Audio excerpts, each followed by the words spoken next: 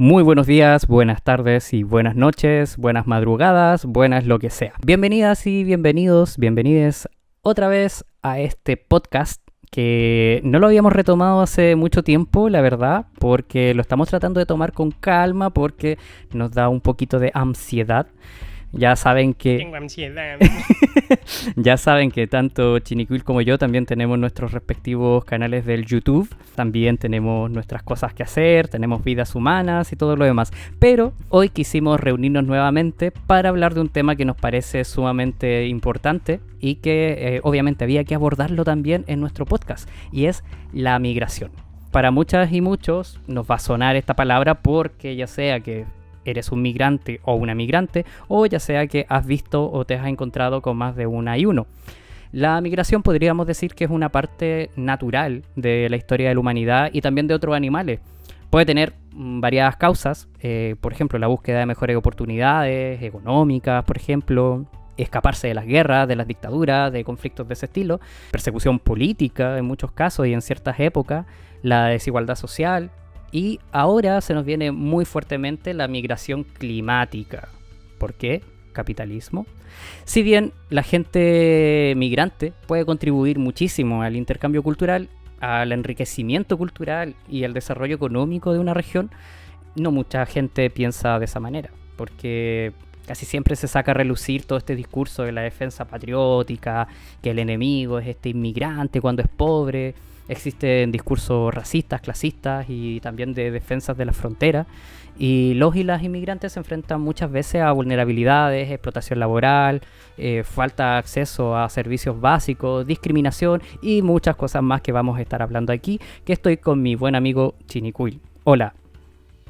Hola, ¿qué tal, Dani?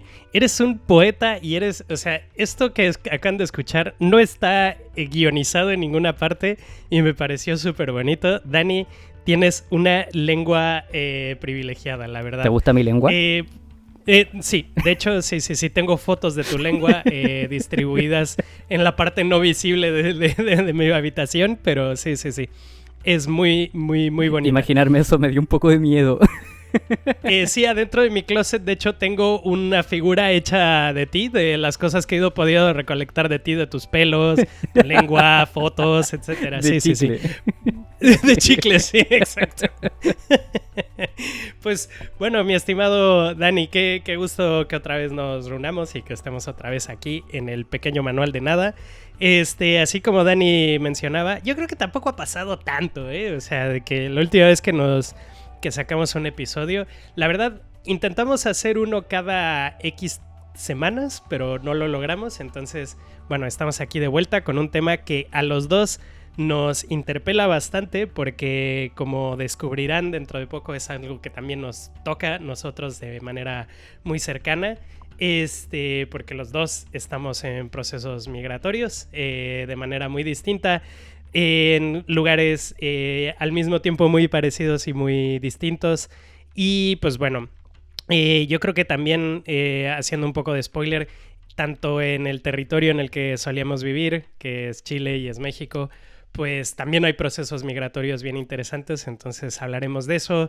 Una de las reflexiones muy interesantes cuando hablamos de migración es lo que existe en el mundo actualmente, que son estas barreras imaginarias que hemos reforzado, ¿no? Entonces hay una barrera imaginaria entre Chile y Argentina que los humanos hemos ido reforzando en los últimos años cada vez más, pero sigue siendo una barrera imaginaria, ¿no? Porque esa barrera ha cambiado a lo largo de la historia, los países han cambiado a lo largo de la historia y nuestra especie es una especie que curiosamente se ha movido de manera fluida entre estas barreras naturales, estas barreras que parecían inabarcables e innavegables, como puede ser el Océano Pacífico, como puede ser desiertos o las montañas más altas, y nuestros antepasados viajaron por todos estos terrenos de manera libre, sin más que esperar, más que seguir sus propios instintos y seguir sus propios deseos.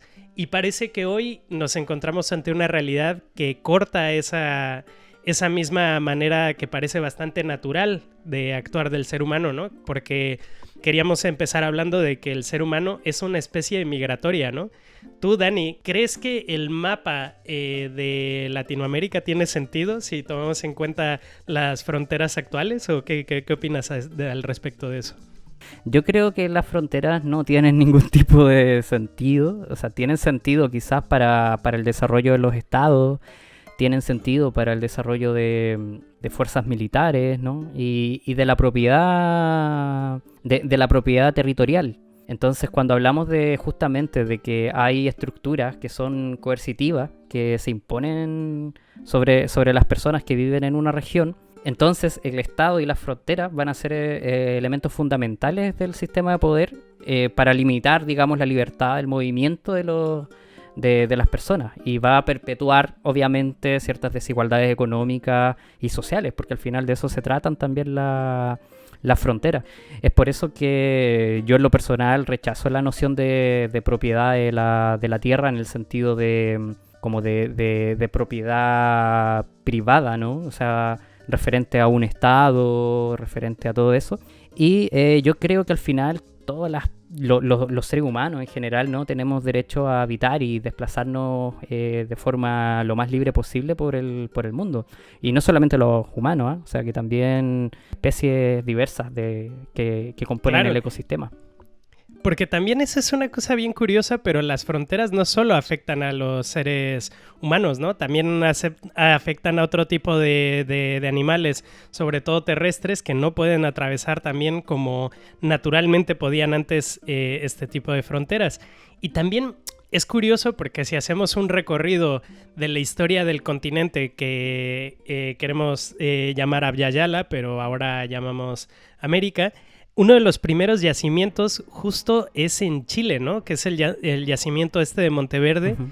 Y es curioso que sea como de lo primero que se descubrió, y por obvias razones el ser humano tuvo que desplazarse miles de kilómetros para poder llegar a Monteverde, y eso es como lo primero que conocemos de los seres humanos en el continente, ¿no? Y es paradójico que digamos que ahora ya hay como una serie como de barreras institucionales que nos evitan el libre movimiento entre regiones que históricamente, o sea, nosotros somos como una cosa insignificante a nivel temporal de toda la magnitud de historia que lleva el ser humano en este pedazo de tierra, ¿no? Y es curioso que queramos negar eso, porque también es muy curioso que las personas que hablan acerca de reforzar las fronteras son muy directos con el tema de la naturaleza del ser humano cuando se refiere a la sexualidad, ¿no? Que es lo que ellos se imaginan la naturaleza del ser humano. Pero cuando hablamos de la verdadera naturaleza y la naturaleza que tenemos un montón de evidencia arqueológica, que es la naturaleza migratoria del ser humano, parece que no existe, ¿no? Y es como bien ilógico. Y hasta la fecha como que tampoco he encontrado un argumento bueno que digas, las fronteras cumplen esta función, cumplen una función de opresión y una función, pues la verdad, siempre que lo analizo, los contras a una frontera siempre sobrepasan a las cosas a favor, ¿no? Pero bueno, mencionabas algo de esto, ¿no? O sea, acerca de los animales que se mueven libremente entre fronteras, de los seres humanos un poquito anteriores a nuestra era que se movían por estas fronteras. Antes era todo más fluido, ¿no? Y de hecho los mapas no tienen mucho sentido, ¿no? Todo tal y como los entendemos. Es que en efecto somos una especie migrante, al igual que muchas especies. De hecho, al final el desarrollo histórico de la humanidad está basada en la historia de la migración. Es decir, lo que hablabas tú, ¿no? O sea, hablábamos un poco sobre Monteverde, que de hecho también por otro lado estaba la teoría de Clovis, ¿no? Que era como la más aceptada anteriormente. Es un rastro arqueológico de esas migraciones, ¿no? O sea, cuando hablamos de que el ser humano se origina en África, y hoy en día África es solamente uno de los territorios habitados, pero no hay continente prácticamente que no esté habitado, es justamente por este desarrollo migratorio, ¿no? Que hoy en día está tan mal visto y que también, digamos, como que forma parte integral de los noticiarios, que lo pintan de una manera súper alarmante, cuando en verdad ya vemos que la migración ha sido parte de la historia de toda la vida, ¿me entiendes?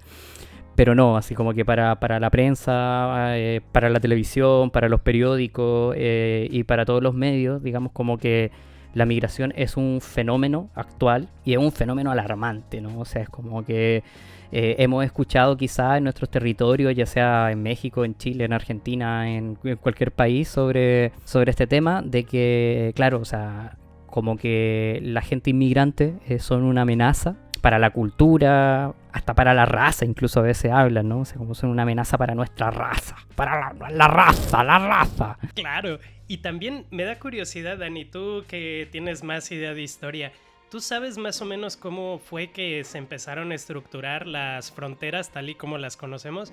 Porque supongo que había fronteras, pero eran más bien como fronteras militares, ¿no? Y ahora tenemos estas fronteras extrañas que son pseudomilitares y que fluyen muy rápidamente la gente que tiene poder y dinero, pero la gente pobre no.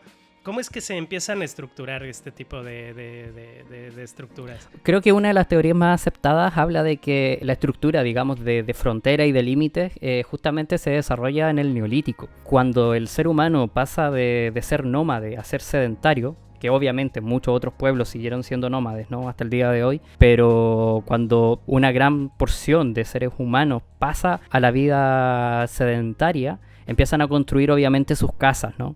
Y con el concepto de casa también surge un nuevo concepto, que es el de propiedad. O sea, esta casa ya no es una casa de la comunidad, sino que donde vive una tribu, ¿no? Porque ahora las casas son más pequeñas. Entonces las casas forman la unidad familiar. Con eso también se desarrollan, entre otras cosas, el patriarcado, la creación de diversas casas y de esta como estaticidad, como de yo me voy a quedar aquí porque mi casa construida de piedras y de barro está acá y no voy a construir otra casa de piedra y de barro porque qué flojera, o sea, estar caminando 2 kilómetros más allá para volver a construirlo porque se fue la comida, no, porque se desarrolló la agricultura, se desarrolló la ganadería y esas cosas hicieron que también el ser humano tuviera cosas más fijas, ¿no? O sea, la agricultura ya no necesitabas ir trasladándote para encontrar las mejores moras, sino que simplemente podías plantarla cerca de tu casa y, no sé, tienes trigo, tienes maíz, tienes un montón de cosas y también ya no necesitas ir detrás del mamut, ¿no? Porque ahora ya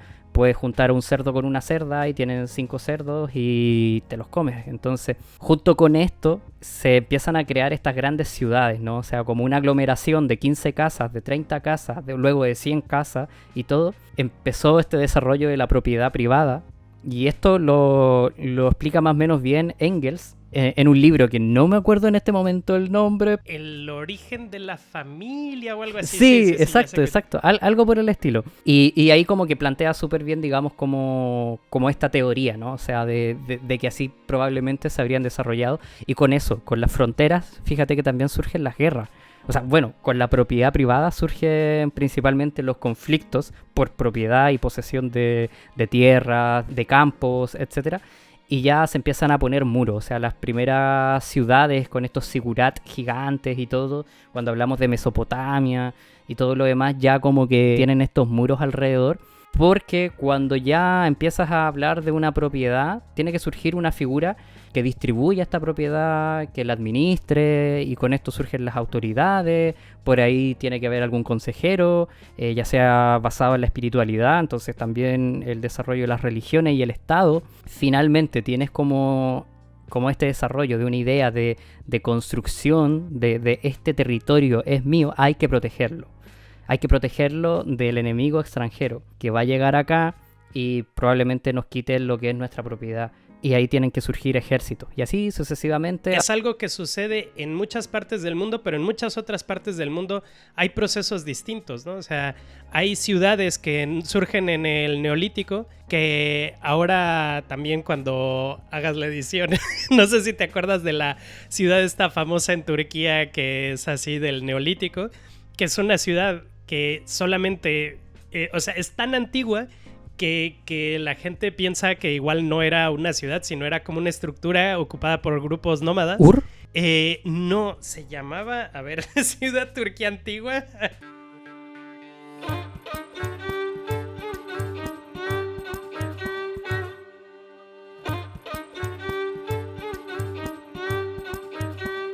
Mira, Se llamaba Göbekli Tepe. Entonces, Göbekli Tepe es una ciudad tan antigua que todavía, o sea, no existen como otros hallazgos y otro tipo de estructuras que den idea de que la gente era sedentaria. Entonces decían, qué raro que hay una ciudad y no hay un sustento como de sedentarismo y de comunidades que alrededor pudieran sustentar esta ciudad. Entonces fue una ciudad que se creó, se piensa, todavía no se sabe cómo es tan antigua, siguen habiendo como descubrimientos, y dicen es que igual era una ciudad que se creó con fines ceremoniales. Entonces hay ciudades que igual no es que surgieron por el tema económico, sino por el tema religioso, que eran como estos puntos y estas convergencias religiosas en donde se juntaban muchas comunidades que igual no estaban sedentarizadas y poco a poco se empezaron a sedentarizar ahí, pero no de manera permanente, ¿no? También nosotros tenemos a pensar que las ciudades son permanentes todo el año, pero en aquel entonces igual había ciudades que eran permanentes en verano, pero en invierno no, o en invierno eran permanentes y en verano eran móviles. Hay ciudades que también se desarrollaron en islas y en comunidades que estaban conectadas con otras islas, que es el caso de la gente que vivía en el Pacífico, que no tenían como una estructura tal cual como de civilización como nosotros las conocemos, sino tenían como rasgos en común. Y no sé, digamos que había mucha más variedad de la idea esta que tenemos como de imperio, con ciudades, con no sé qué. Y también cuando una persona intentaba ir a la frontera de otro imperio, realmente no había como una diferencia, eran como muy borrosas estas fronteras. La zona central en México, por ejemplo, la zona de influencia náhuatl, se llamaba el Anáhuac, ¿no? Entonces si alguien pasaba por el Anáhuac, pues igual había tribus y había cosas que vivían parcialmente dentro del Anáhuac, otras que vivían fuera, etcétera. Y no había como un control tan directo, a menos de que llegaran como expediciones militares que fueran y que realmente no había este concepto moderno que tenemos ahora de nacionalidad, ¿no? De yo soy francés, tú eres español, tú eres no sé qué y bla, bla, bla. Y también eso es algo muy curioso, que en las ciudades modernas pasa en todo el mundo, que hay barrios que se sienten muy de ese barrio y no se sienten del resto de la ciudad, y son procesos que son un poco más modernos y que son muy diversos, ¿no? En todo el mundo. Y bueno, también quería hacer esta puntualización que ya sé, como siempre mis puntualizaciones terminan siendo kilométricas, pero bueno, esto era un poco lo que quería decir. Dani, ¿tú qué argumento crees que es el más grave en contra de las fronteras? O sea, ¿tú cuál dices? Este de aquí para mí es como el punto que digo, las fronteras no deberían de existir por esto en concreto. Las fronteras literalmente matan personas. ¡Ah, maldito! Que viste el guión. Es lo que sale en el guión y creo que era el mejor pase que me podías dar para pasar a la siguiente temática. Las fronteras literalmente matan personas. Personas. Sí. Aquí podemos poner o un eco o tecno. Tecno de muerte.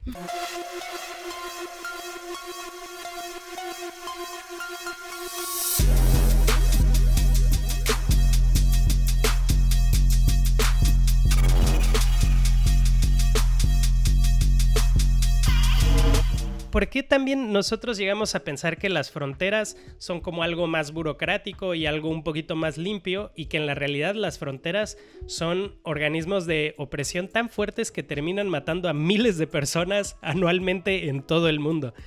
¿Qué nos puedes contar al respecto de esto? Yo creo que existe un fenómeno que puede ser mediático y también es político. Y por supuesto también es social. La clase política y por medio de su instrumento, ¿no? Que son los medios de comunicación, juegan mucho con el miedo. Y el miedo justamente tiene esto, ¿no? De que las reacciones que se hacen con miedo suelen ser reacciones violentas. Y entre estas cosas podemos encontrar obviamente la discriminación de todo tipo, ¿no? O sea, no solamente existe la discriminación racial en el caso migratorio, sino que también la discriminación de clase, ¿no? Porque no es lo mismo que en España llegue a lo mejor el sultán de Arabia, ¿no? O de Brunei, a que llegue un ciudadano de Brunei o de Taiwán, que es un ciudadano pobre. El trato obviamente va a ser distinto. finalmente existe todo este tema, ¿no? Tanto dentro de la discriminación, dentro de las posibilidades que tiene una persona como inmigrante en un país, con todas las vulneraciones que se pueden provocar, o sea, sobre todo si eres una persona racializada y pobre. Sí, yo creo que ahí también es una de las cosas como muy interesantes de que las fronteras realmente no existen dependiendo de la cantidad de dinero que tengas, ¿no? Y es muy curioso también que están como muy limpiadas por los medios de comunicación como accidentes que hay en las fronteras, porque hay fronteras que son muy peligrosas, ¿no? O sea, cuando la gente migra, caso concreto, dos casos que quería mencionar, era la frontera México-Estados Unidos. La frontera México-Estados Unidos tiene un desierto bien jodido, ¿no? Que es el desierto de Sonora en la parte más cercana a Tijuana, luego el desierto de Chihuahua en la parte del medio.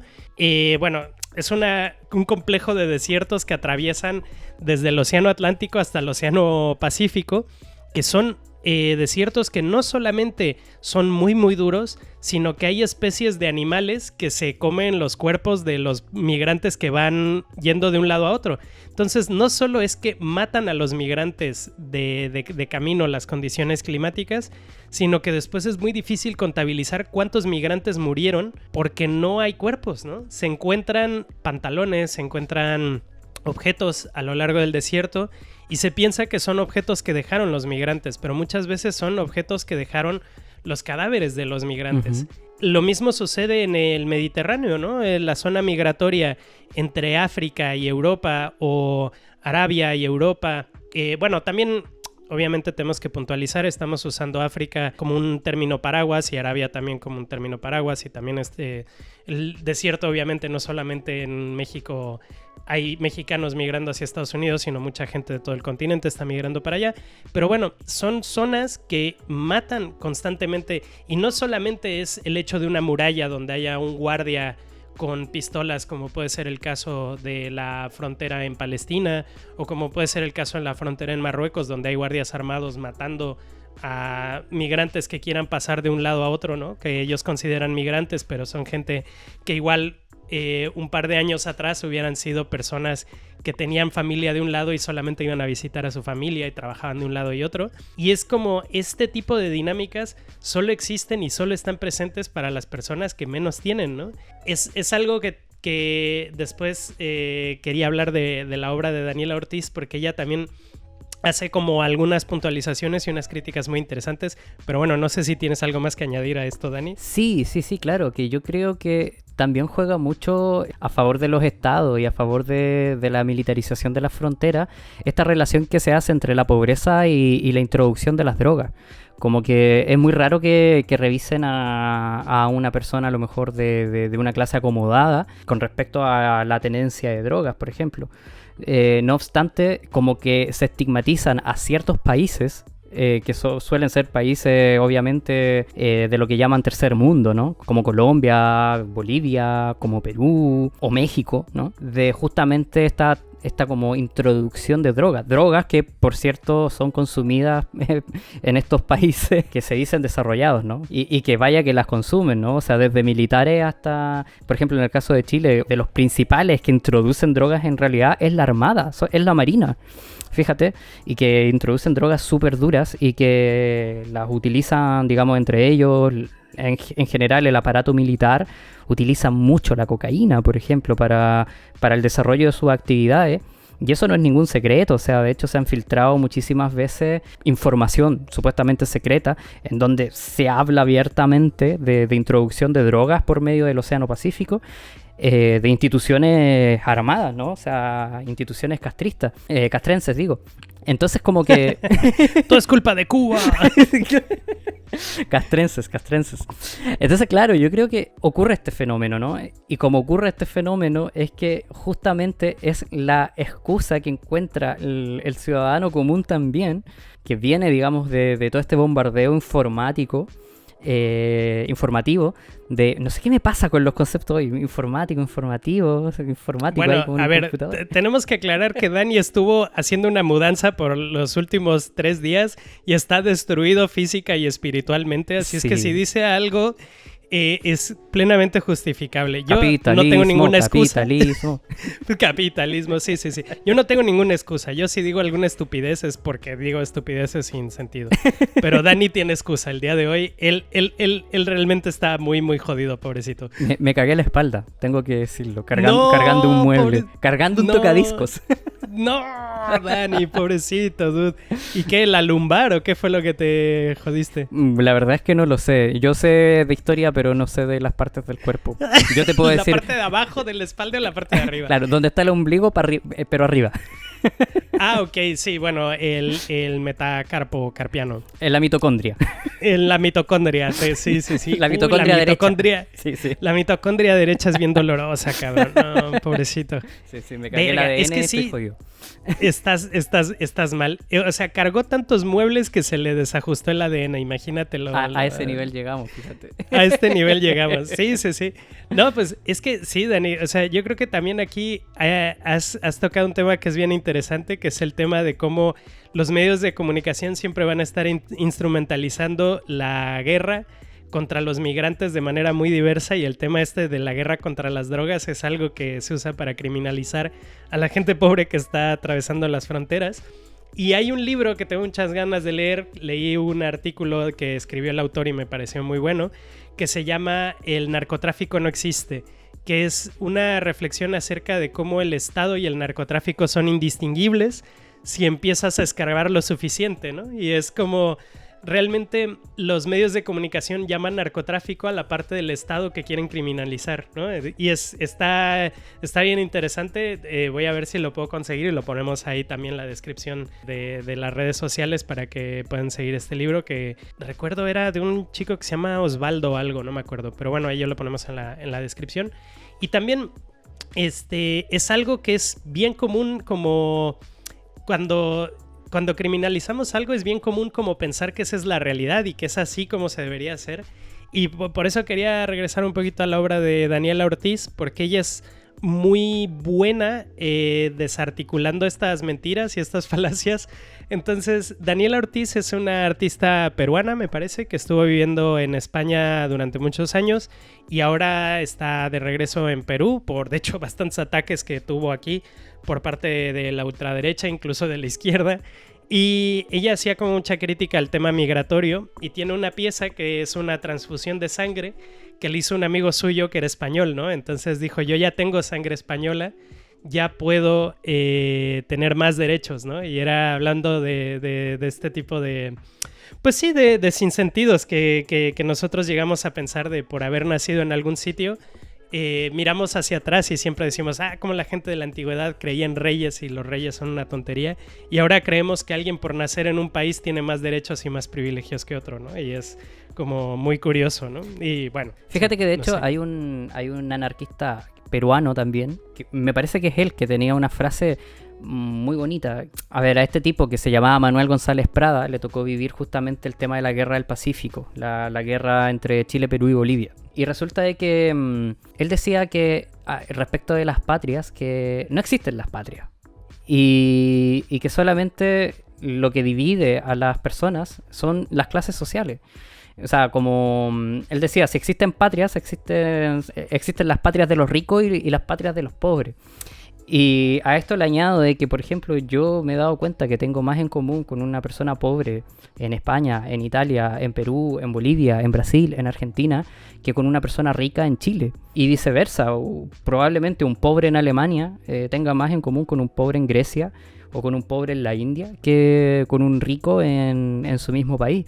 Entonces, como que al final yo creo que los ricos son ricos en todas partes. O sea, los ricos no tienen problemas para ingresar a un país, para comprarse un chalet en La France y ese tipo de cosas. Entonces, al final, cuando hablamos de patrias, no podemos dejar afuera el tema de las clases sociales también. Claro, y también mira, esto nos puede servir un poquito de puente para hablar de uno de los temas que también me interesaba hablar, que era cómo es que se vive el racismo y cómo es que se vive este miedo al extranjero, al otro, en nuestros países, ¿no? Bueno, en Chile y en México han sufrido como procesos migratorios bien interesantes porque mucha gente, bueno, Latinoamérica es un continente que está completamente fragmentado y pulverizado por el neoliberalismo y muy mal, ¿no? Pero hay países que están un poquito menos mal que otros, ¿no? Y para bien o para mal, hay mucho dinero tanto en Chile como en México, ¿no? Entonces la gente piensa que migrando a México o a Chile va a tener una vida mejor que en sus países y muchas veces se topa con una realidad muy triste, ¿no? De pobres rechazando al extranjero pensando que le va a quitar lo poco que tiene, ¿no? Y es una de las cosas que a mí me ha desilusionado más, yo creo, del gobierno de López Obrador, porque su mensaje en muchas cosas ha sido muy certero, pero en el tema migratorio siempre ha sido como muy tibio y muchas veces muy de condenar y de criminalizar a los extranjeros que entran a México, pensando como si los recursos que tenemos en México se fueran a acabar por culpa de los extranjeros, ¿no? Y lo poco que tenemos va a llegar un extranjero y se lo va a llevar. Y es algo que mucha gente... En México hay como medios de comunicación que apoyan mucho a López Obrador, medios alternativos que tienen pues cosas valiosas, pero cosas que a veces son pues abiertamente racistas, ¿no? Y de criminalizar y de pensar de que los extranjeros que entran a México son un plan en contra de López Obrador, ¿no? Y es terrible porque este mismo parámetro y esta misma manera de entender las cosas se repite a lo largo del continente, ¿no? De pensar que la gente de Haití solo por tener un color de piel más oscuro o no hablar bien castellano, o la gente que viene de Venezuela, o la gente que viene de El Salvador o de países tan cercanos a México como puede ser Guatemala, van a venir con otra intención que no sea trabajar y buscar una vida mejor, ¿no? Y es tristísimo ver que también, a pesar de que hay muchas cosas que tenemos en común y que nos unen con las clases sociales pues menos privilegiadas, también somos nosotros los que a través de los medios de comunicación nos convencemos de que esta gente viene a quitarnos lo poco que hemos conseguido, ¿no? Y es tristísimo y es una de las cosas que más me rompe el corazón, ¿no? ¿Cuál fue para ti, Chinicuy, la primera vez que viste a una persona inmigrante en México? ¿Era algún compañero tuyo de colegio? ¿Fue alguien que viste en la calle? México, mira, es curioso porque México es un país yo al menos percibía que era un país con muy pocos migrantes, ¿no? Y fue hasta que estaba, yo creo que en la preparatoria, que conocí a un amigo que era, amigo de un amigo que era cubano. Y luego conocí a una persona argentina y este fue mi primer acercamiento. Yo creo que con los dos primeros extranjeros así que conocí viviendo en México. O sea, ¿Y qué edad tenías tú en ese tiempo? Pues yo creo que tenía 17 años, algo así. Ah, ya estabas grande, sí. Sí. O sea, más o menos hace unos 83 años. Y sí, más... Qué cabrón eres. Argentina estaba recién independizándose. Exacto, sí. Bueno, es que en aquel entonces todavía no se inventan los países. Conocí a alguien de Mesopotamia, así como que... Exacto, sí. El primero que tuve contacto así era alguien de Mesopotamia. Oye, ¿y qué fue lo que... O sea, ¿tú tenías como en ese momento algún sesgo contra los inmigrantes? No sé, ¿qué pensabas de eso? No, para nada. A ver, México tiene una cosa que la verdad es algo que que también es una espada de doble filo, ¿no? Que la gente que viene de fuera la endiosamos mucho. Entonces, a mí me pasaba que yo veía a alguien de fuera y era así como, alguien de fuera, no lo puedo creer. A veces me pasaba igual. Sí. Y bueno, o sea, había conocido gente que venía de vacaciones o gente que venía de visita, pero gente que vivía en la Ciudad de México, pues no conocía, ¿no? Era como, Dios mío, esta persona es cubana. Me acuerdo de Hochi, que era cubano, y del argentino, que le decíamos el argentino, obviamente, porque era el único argentino que conocíamos. Le decían ¿cuántas copas tenés? El ¿cuántas copas tenés? Sí, exacto. Y era como, qué curioso y qué gracioso y qué bien que haya una persona. Y aparte, bueno, pues los dos obviamente hablaban español y tenían como sus cosas, pero era como todo el tiempo... no sé, o sea, una parte de mí ahora lo pienso y igual era como un poco racista, pero como que siempre intentaba imitar el acento, era así como, qué bien, y mira, y yo también hablo como tú, pero era en serio como por algo como que me maravillaba, ¿no? Que viniera gente de fuera, pero Sí. porque no conocía más gente mexicana, o sea, porque los dos estaban como en proceso de nacionalizarse mexicanos viviendo ahí. ¿Y a ti con quién te pasó? Bueno, a ver, a mí me pasaba parecido a ti, que me causaba muchísima curiosidad la gente de otras culturas. Y hasta el día de hoy, o sea, de hecho a mí me pasaba que yo conocía a alguien de otro país y me enamoraba. O sea, como que inmediatamente el requisito para enamorar a un Dani Minchequebún era venir de una cultura distinta de la cual yo pudiera aprender mucho. Entonces y eso desde chico, ¿eh? O sea, desde muy niño, que recuerdo que yo teniendo como 9 años tenía un amigo del frente de mi casa, que él tenía un primo que vivía en Argentina, ni siquiera era argentino, él vivía en Argentina. Y para mí decir como, vive en Argentina, y yo como era fanático de los mapas, sabía dónde quedaba Argentina, sabía que quedaba al lado, pero me parecía tan lejos, y yo decía, nunca voy a conocer ese país, entonces me voy a conformar con conocer a alguien que conoció ese país. Y para mí era como de hacerle 1000 preguntas. Oye, ¿en Argentina qué comen? ¿Toman agua en Argentina? Claro, sí, sí, sí. Como Pero cosas también así. yo creo, ¿Cómo se llama la moneda de Argentina? claro, pero yo creo que también hay una parte como de, o sea, así como dicen que, no, bueno, es que el ser humano siempre se siente como repelido por la gente de fuera, yo creo que también se siente con mucha curiosidad por la gente, o sea, yo creo que una mezcla entre estas dos cosas así de, ¡guau! Qué impresión, ¿no? Y gente, por ejemplo, yo también después ya cuando entré a la universidad había una maestra que era polaca. Entonces era así como, ¡guau! Era polaca y hablaba en polaco, que yo en mi vida había oído polaco, era rarísimo. Sí, sí, sí. O sea, que podía pronunciar bien así el nombre de los artistas y yo, ¡guau! Increíble. Fíjate que yo creo que algo que me llama la atención es que a lo mejor uno cuando era niño, a lo mejor la infancia en general no tiene como este sesgo y es más como que se te da más la curiosidad por la persona del otro país. Pero ya en el caso de los adultos, donde yo he visto más desarrollado este tema del miedo al inmigrante, y yo creo que tiene que ver con la relación del trabajo, ¿no? O sea, como por ejemplo, en Chile han habido muchísimos como vertientes de migrantes, ¿no? Que han llegado a distintos territorios y que han contribuido pero muchísimo en la gastronomía, en la cultura en general, en la música y en distintas cosas, ¿no?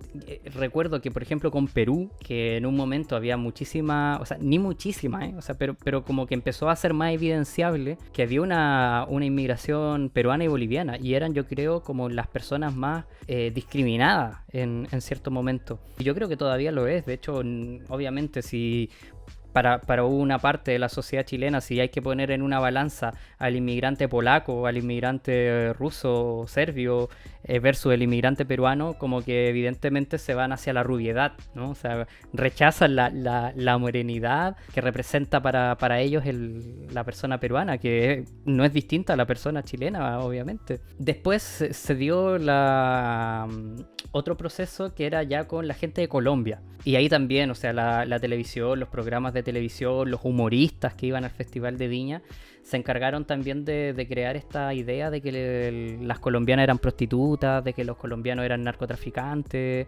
de que les venían a quitar a los esposos y cosas por el estilo. Y los últimos tiempos ya han sido como la inmigración de Haití y la inmigración de Venezuela, ¿no? Que yo creo que eso se ha dado en muchísimos países. Y con la de Haití pasó algo bastante terrible, porque además la gente de Haití no hablaba el idioma, no hablaba el castellano, y además para mucha gente de Chile se les reconocía como una raza distinta, porque mucha gente de Chile no se auto reconoce como gente morena, ni mucho menos negra. Claro. Entonces como que veían una persona negra y como que les causaba quizá en un momento una cierta curiosidad, y se instaló también un discurso discriminatorio en base al racismo súper fuerte, de que venían como a cambiar la raza chilena, ¿no? Y después tú te preguntas, ¿pero qué es la raza chilena? ¿Qué es la raza chilena? Sino justamente un proceso de mestizaje que se dio por una inmigración, justamente, y que fue, digamos, de distintos países, ¿no? O sea, yo soy resultado de un mestizaje súper nutrido y de diversas culturas. Yo llevo sangre gitana, ¿entiendes? Que probablemente los gitanos en Chile vienen de Rumanía, vienen de esos lugares, ¿no? Son casi todos de apellido Nikolic. Mapuche también, hay sangre mapuche corriendo por mis venas, y mi padre, que era del campo de Curicó, en Chile. Entonces, y que tiene un apellido, ¿no? Que es un apellido vasco. Sí, sí, sí. Que en algún momento debió haber habido algún vasco ahí, entonces te das cuenta de que somos frutos de ese mestizaje. Eso de las razas, yo lo encuentro un discurso pasado de moda y que debió haber muerto en la Segunda Guerra Mundial. Claro, y aparte también es súper curioso porque si tú analizas todos los ejemplos históricos de lugares que eran como Roma, la China imperial, las cortes del Tianguantinsuyu, las cortes así mayas y todo esto, eran lugares que eran así de importantes que llevaba gente de todo el mundo conocido, ¿no? Y era como lo que lo hacía tan importante, ¿no? Teníamos gente de un montón de lugares que iban allá a estudiar. Pienso también mucho en los imperios musulmanes, en todo este tipo de culturas. Cuando miramos hacia el pasado, es como eso era lo que los hacía tan ricos y tan importantes, ¿no? Que en gran medida tenían un mestizaje y una mezcla súper grande. Y ya si nos metemos a nivel como más científico, a nivel genético, tú si quieres matar a alguien, lo haces que se reproduzca con gente que sea más similar a él, ¿no? O sea, si quieres que tenga más enfermedades, si quieres que vaya peor, evitas el mestizaje, ¿no? Y el mestizaje yo creo que es una de las cosas que es curiosas en nuestro continente, sea como una realidad tan grande que a veces es muy difícil determinar bien si realmente esta persona es chino o es una persona que es indígena y parece chino. Yo recuerdo tenía en la secundaria una amiga, no, fue en la preparatoria, yo estaba estudiando japonés y bueno, parte como de mis estudios, como estaba en una academia, me dijeron, tú vas a pasear una chica que es japonesa y le vas a explicar cosas, ¿no? Y yo no le pude explicar nada a la pobre, pero una amiga mía me dijo, mira, voy a traer una amiga que parece japonesa. Y era una chica oaxaqueña, ¿no? Y digo, parecía japonesa un poco, pero era como muy bizarro. Mi amiga dijo, venga, yo la voy a llevar porque parece japonesa. ¡Qué tramposo, qué tramposo! Sí. Profesor de Chinicuil, si está escuchando esto, acuérdese, hizo trampa, por favor, hizo quítele trampa. el título de japonés. Exacto, sí, sí, sí. No, y aparte ya no me acuerdo nada del japonés, entonces, pero bueno.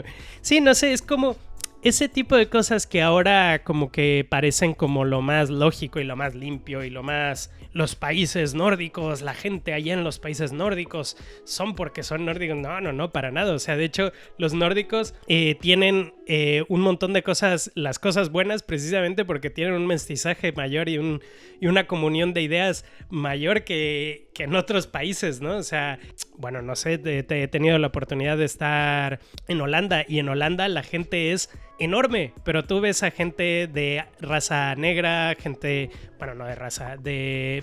Pues bueno, gente que igual tiene ascendencia africana o que tiene ascendencia caribeña, gente que tiene ascendencia del norte de Europa o rusa, etcétera, mezclados con gente musulmana, con gente de todo, y tienen una sociedad como súper rica gracias a que es una sociedad como súper diversa, ¿no? Y yo creo que también es una de las cosas que el discurso racista empieza a morir cuando te das cuenta de la evidencia de cómo es que no tiene ningún maldito sentido que empecemos a discriminar por eso, ¿no? Es absolutamente ilógico por donde lo veas. Hay un tipo de perro que en Chile le llamamos el perro quiltro, que es una... Le decimos quiltro a los perros que son mestizos, que son de muchas cruzas de distintas razas. En México perros. Son perros eléctricos, porque son corrientes. Pero son los más sanos. Exacto, sí. Es que eso te iba a decir de que, a ver, yo no sé mucho de genética, así que si alguien por aquí sabe genética me corrige. Por ejemplo, no sé, hay tipos de perros que tienen mayor resistencia al frío, por ejemplo, porque son perros que son de países que son más fríos, ¿no? Entonces tienen un tipo de pelaje distinto, ¿no? Hay también otros perros que, no sé, por ejemplo, tienen mayor resistencia, no sé, a X cosa o que tienen un olfato maravilloso. Y fíjate que en el perro quiltro se suele sintetizar muchas características genéticas de distintas razas de perros, ¿no? Y son, como dices tú, como los perros que suelen ser los más sanos. O sea, a ver, que sí se enferman, obviamente, como cualquier animal. Sí, pero claro, que pero no tienen los problemas que tienen un pug.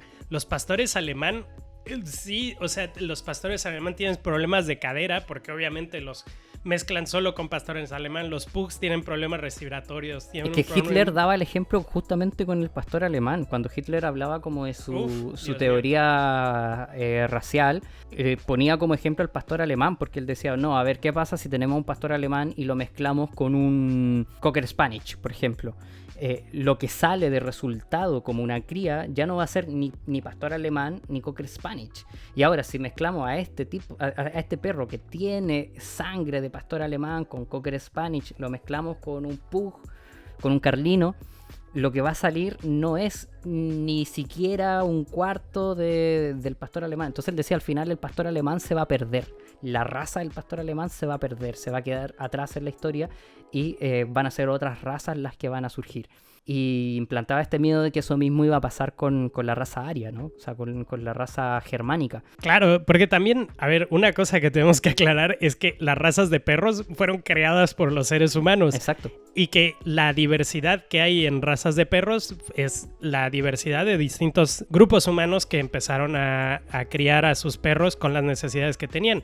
Pero las razas humanas es un concepto inventado y es un concepto nuevo, ¿no? Yo hice un video acerca de lo de la raza, de que la raza y el racismo es un invento reciente y la gente sigue peleándose en los comentarios. No, es una cosa en Egipto, y el concepto que tenemos nosotros de raza es algo muy moderno, ¿no? O sea, de hecho, la variedad genética que hay, por ejemplo, entre tú, que tienes ascendencia mapuche y que tienes ascendencia gitana, y un japonés, es mucho menor que la variedad genética que igual puede tener alguien de Sudáfrica y alguien de Egipto, con todo y que están en el mismo continente, ¿no? O sea, la manera en la que nosotros conceptualizamos la raza y conceptualizamos como este tema genético en los seres humanos, incluso en los perros, es algo como completamente inaudito. Seguimos siendo la misma especie y no nos distinguimos realmente por mucho, ¿no? O sea, tenemos piel un poquito de un color, pelo de un color, o no tenemos pelo, yo qué sé, pero más allá de eso somos Chinicuil exactamente... no tiene pelo. Chinicuil es un maldito calvo gordo. Todo su pelo se le bajó a la barba. Exacto, yo es que tengo mucho pelo pero mal distribuido. Sí, pero también ese tipo de cosas que igual puedes observar en una especie, pues son rasgos muy superficiales, ¿no? O sea, no tienen mayor impacto y yo creo que es bueno puntualizar con esto. Y Dani, ya cerrando un poco, me gustaría que también habláramos un poco de nuestra experiencia, porque si vamos a hablar de migración, creo que deberíamos de hablar de dos migrantes, uno que está en lugar un poquito caluroso y otro que está en un lugar un poquito menos caluroso, pero muy cercano. De hecho, debo decir que todo este rato tengo el ventilador apagado para que no sonara a la buena vida. Para que no sonara en el podcast, pero estoy sudando de los párpados. He descubierto lugares que no sabía que sudaban, como los párpados. Claro. No tenía idea y de verdad corre la gota.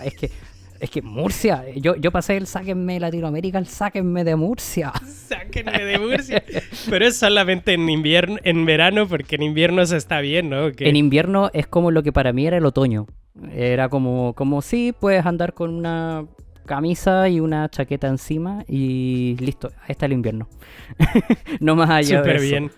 A ver, sí. En mi experiencia como migrante, yo creo que yo me considero igual una persona dentro de los parámetros de ser un inmigrante, una persona con suerte. Porque obviamente hay muchas personas que llegan acá y que... A ver, primero puntualicemos que Chiricuil viene de algún lugar de México. Yo vengo de algún lugar de ese Tajo que llaman Chile. Y coincidimos en el mismo territorio, ¿no? Que es un país con monarquía, que es España. Sí. Es un país con monarquía que se llama Chile, ¿no? O sea, España, coño. España, joder, tío. joder, hostia. Estoy flipando, tío. Aparte de tener... Aparte de tener que acostumbrarnos a las películas dobladas al castellano, obviamente también nos enfrentamos a diversos matices de lo que es la experiencia de ser inmigrante. Pero dentro de aquello, yo en lo personal, claro, yo llegué aquí porque mi compañera es de acá y por ende tampoco llegué así como a tener que decir, mierda, así como, ¿dónde voy a dormir? No, nada, así porque... Contamos obviamente con la ayuda de los padres de ella, ¿no? De su familia, que me han tratado siempre con muchísimo cariño. De hecho, estoy en la casa en este momento de ellos porque como estoy recién mudándome, todavía no tenemos wifi por allá. Así un shout out a tus suegros, suegro. Sí. Así que yo eternamente agradecido por eso, porque justamente tenemos muchísima ayuda en ese aspecto. Y hay gente que obviamente lo pasa peor. O sea, tú cuando caminas por alguna ciudad de España, hay gente que tiene muy idealizada Europa, ¿no? Como que es un país, o sea, como que es un territorio donde prácticamente no hay gente indigente. Y te das cuenta me gusta que sí, le llames país a Europa. Vamos a jugarles la misma que nos hacen a nosotros. El país es de Europa. Claro.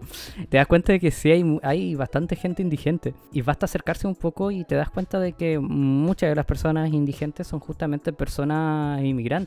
Y eso no es porque hay gente, es que ellos quieren venir y a vivir de los servicios sociales que nos otorga el Estado y en vez de dárselo a los españoles se lo dan a ellos y tú dices, pero entonces ¿por qué estar en la calle, hombre? O sea, ¿por qué estar entonces ahí viviendo afuera de una catedral o haciendo fila en Cáritas para recibir un plato de comida? Entonces hay muchos matices de experiencias de inmigrantes y en ese sentido creo que tanto tú como yo probablemente somos de las personas más afortunadas en términos de ser inmigrante, dentro de los parámetros de ser inmigrante, claro. Y también es que es curioso porque al mismo tiempo tenemos este tema pues de que culturalmente España y Chile y México pues son países que tienen muchos puntos en común y hay muchas cosas que entendemos el idioma, entendemos ciertas cosas de la idiosincrasia, de la religión, de los horarios, ¿no? Incluso tampoco tenemos horarios como que sean tan distintos, me refiero, desayunamos más o menos a la misma hora, comemos más o menos a la misma hora, cenamos a la misma hora, porque hay países que tienen como eso todo torcido y todo raro, no sé, es como... Lo que no entendemos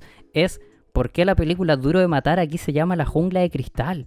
Exacto. Por la mierda, ¿por qué ese tipo así? De cosas son las que no entendemos. ¿Por qué Beetlejuice se llama Beetlejuice con CH? Sí, exactamente. Ese tipo de cosas no la entendemos.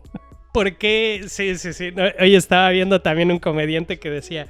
Hay cosas que no entiendo en España, ¿por qué le llaman así? ¿Por qué le llaman a los mopeds los teleñecos? ¿Y por qué le llaman al genocidio el descubrimiento de América?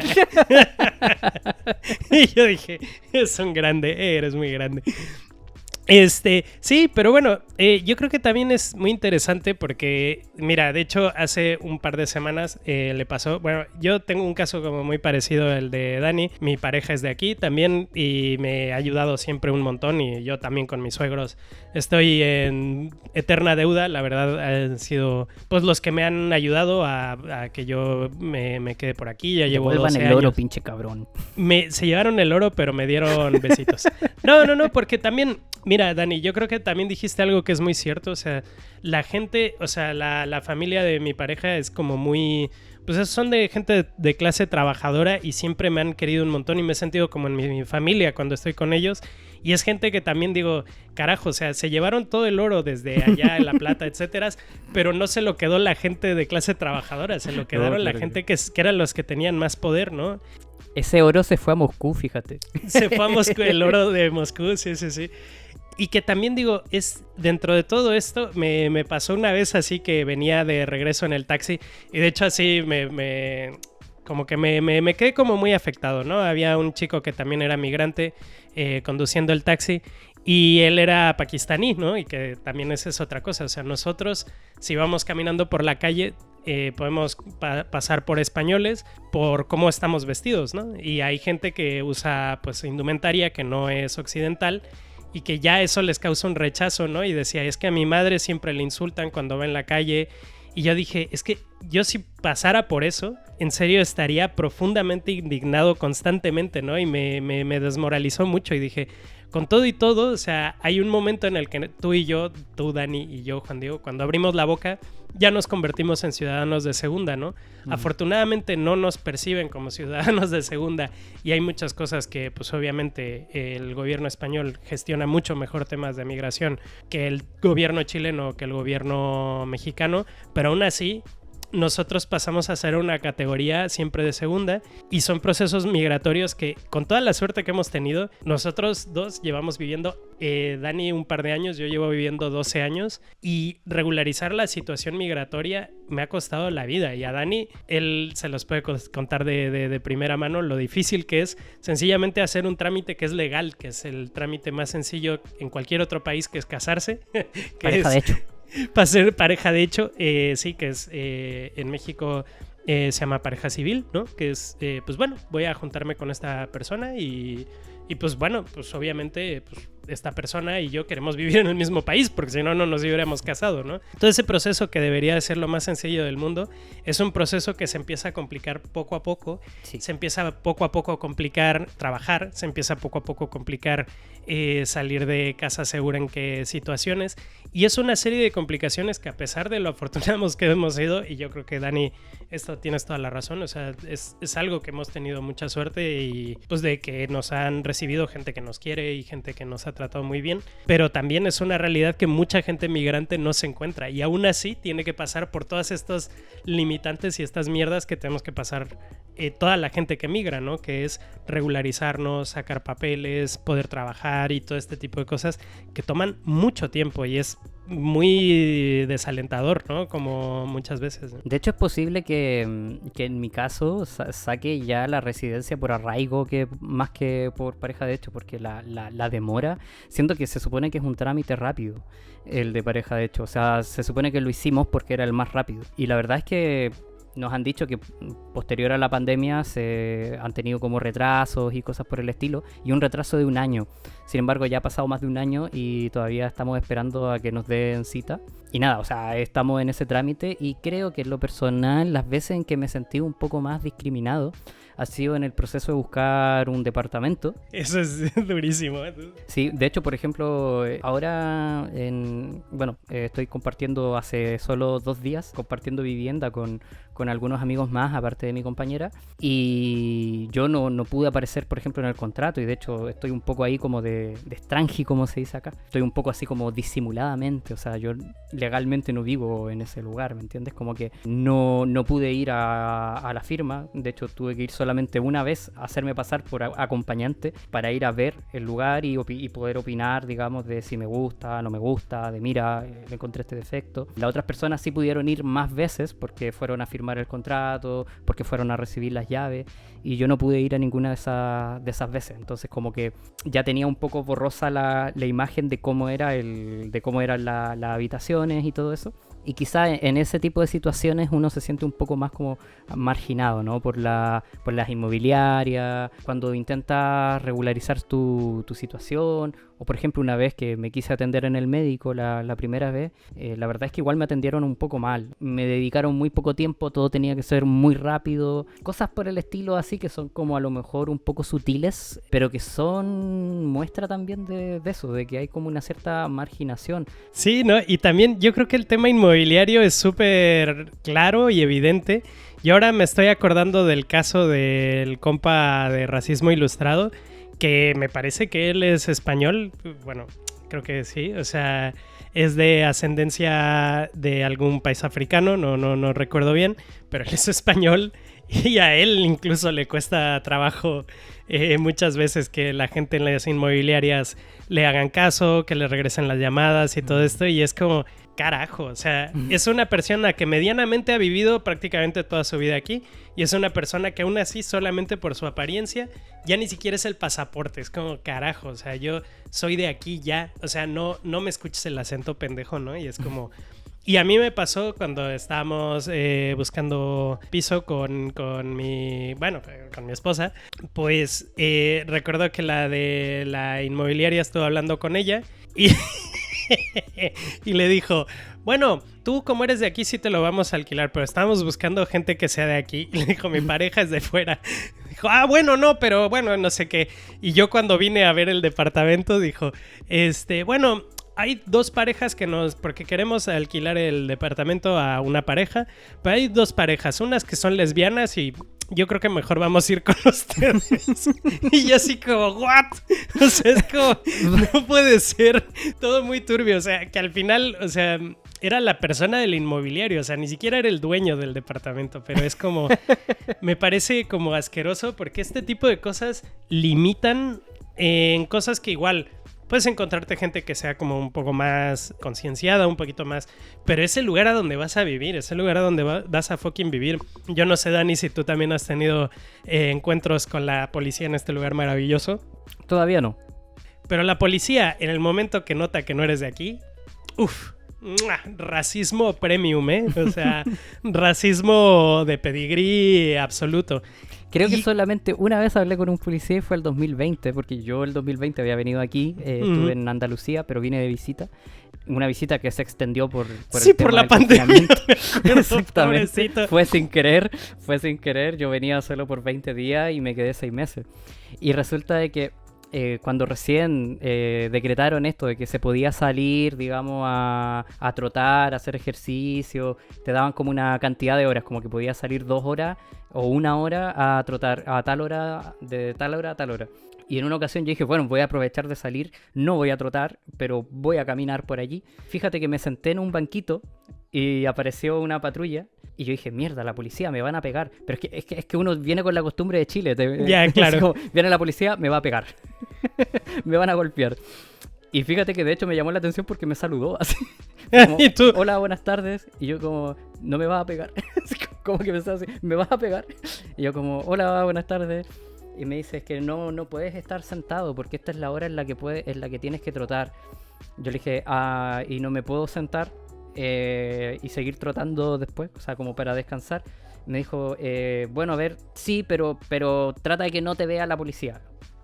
Pero si tú eres un policía. Y de hecho, fíjate que me dio esta risa. Y después que se fueron me decían, no, te recomiendo que, no sé, estés haciendo algo, que estés activo, porque si no, igual te pueden llamar la atención y todo lo demás. Yo como, dale, está bien. Y seguí caminando como si nada y me senté en otro lugar. Es algo de lo típico, no, bueno, hay policías que son buenos y no sé qué. Y es cierto que hay ciertos policías que, bueno, tienen una predisposición un poquito más como a ayudar, pero también el tema de la gente que ve en el transporte público como seguridad, que son policías contratados por la Renfe o por otro tipo de instituciones, la policía así que va poniendo multas y todo esto, es gente que, bueno, es que también es el perfil de gente que buscan, ¿no? Ellos buscan gente que sea agresiva, que no le guste la gente a la que después le va a tener que pegar, entonces pues es gente que está muchas veces insensibilizada y bueno, sí, no sé. Oye, es muy... perdón, termina la No, idea, iba a ponerme a cantar, pero qué bueno que me interrumpiste porque tengo una voz muy fea. Ya, bueno, muy bien, o sea, depende. Si vas a cantar algo de Juan Gabriel, de Juanito Gabriel, por favor, no, iba a cantar del Buki. No hay nada más difícil que vivir sin ti. Mira, vale, te interrumpo. ¿Te parece si para ya terminamos con alguna anécdota, así como en cuanto a, no sé, tenemos experiencias como inmigrantes con las diferencias del lenguaje? ¿Alguna anécdota que te haya pasado con alguna confusión respecto al lenguaje, como para terminar de forma un poco más alegre? Me gusta porque terminamos en un tono alegre. Pues me acuerdo la primera vez que iba a buscar en México. ¿Ves que tú cuando cuelgas un pantalón o algo así en un closet, en un placardo, cómo le llamas tú a estas cosas de aquí? Lo que está ahí, un colgador. Un colgador, pues bueno, el ganchito yo le llamo gancho. Y fui a una ferretería a buscar un gancho. Y me sacaron todo tipo de ganchos menos una percha. Y yo, no, quiero un gancho para la ropa. Y me traían así como una cosilla. No, un gancho así que tú pones ahí así una... Bueno, es que yo les llamaba playera. ¿Qué es una playera? Y yo, lo que llevo puesto. Ropa. Y yo, no. Sí, entonces llegó un punto de la desesperación del pobre hombre que atendía la ferretería que dijo, espera, que tengo un latino que trabaja en el almacén. Y vino un chico de Nicaragua y me dijo, ¿qué es lo que tú quieres? Que no sé qué. Bueno, no me acuerdo de dónde era, pero creo que era dominicano, sí, no me acuerdo por el acento. Pero bueno, así, la cosa está, sí, quieres una percha. Y yo, percha, es eso. Pero bueno, sí. Yo creo que, a ver, una vez yo en Andalucía, estuve, digamos, esos 6 meses con un señor viejito de la CNT, AIT, de 70 y tantos años, algo por el estilo, muy amigo mío, por cierto. Y resulta de que él en un momento estaba regando las plantas. Aquí hay una planta que le dicen poto, se llama poto. Pero para mí el poto es el culo. Lo que acá es el culo, allá le decimos poto en Chile. Entonces él estaba regando y me dice, Daniel, Quillo, que me puedes regar el poto. Y yo quedé, y él así, en verano, digo, en Cádiz, ¿no? O sea, verano te quemas, ¿no? Entonces él con sus calzoncillos de abuelo, con su camiseta de abuelo, agachado, y me dice, mójame el poto. Y yo como, ¿qué querrá decirme? Sé que en algún momento iba a tener que pagar el favor de vivir aquí, de quedarme más tiempo, pero ¿por qué quiere que le moje el poto? Eso, y fíjate que el primer día que estuve en España, me llevaron a comer y el mesero, me ofrece pico con mermelada. Me dice, ¿quieres comer pico con mermelada? Y aquí pico es una especie de... Palitos de pan. Como palitos de pan, exacto. Uh-huh. Entonces me dice, mira, para acompañar tu vino yo te recomiendo pico con mermelada. Y yo lo quedé mirando y dije, disculpa, ¿no tendrás otra cosa que me dejes? Que me da la sensación de que no me va a gustar mucho. Con respeto, pero yo creo que no me va a gustar. Mira, hasta y que no lo pruebes no puedes saber. Claro, menos mal que estaba con un chico chileno que me explicó, me dijo, no, Dani, este no es el mismo pico de ayer. No es una pichula, no, esto también el video que me enviaste de lo de Tula Allende. Sí, lo es. Es que creo que eso es en México, ¿no? Que hay un pueblo que se llama Tula de Allende. Tula de Allende, sí. Para nosotros, claro, o sea, Tula de Allende es casi como, vaya, así como que ya espero que en algún lugar hayan los testículos de Pinochet o algo por el estilo. Sí, es que no me acuerdo bien dónde está, pero me suena, o sea, Tula creo que está en Hidalgo, no sé, pero sé que Tulancingo, no sé si conoces al luchador, al enmascarado de plata, al santo. Sí. Pues él es de un lugar que se llama Tulancingo. Y Tzingo es la terminación para decir lugar de... Entonces, el lugar de la Tula... Hay que conocer ese lugar en algún momento. Sí. Yo fui a un concierto ahí, me acuerdo, hace años, que le iban a hacer una estatua al santo y bueno, ahí fuimos todos. Concierto de la Polla Records. Exacto, sí. La Tula 5. Pues bueno, Dani, siempre es un honor y un privilegio estar contigo hablando. Pero ya ponte tu ventilador, cabrón, disfruta un poco, descansa y nos vemos pronto. ¿Algo más que quieras agregar acerca de este tema tan intrincado y maravilloso? No, que nos sigan en redes sociales. Tenemos muy poquito y muy poquitas seguidoras todavía.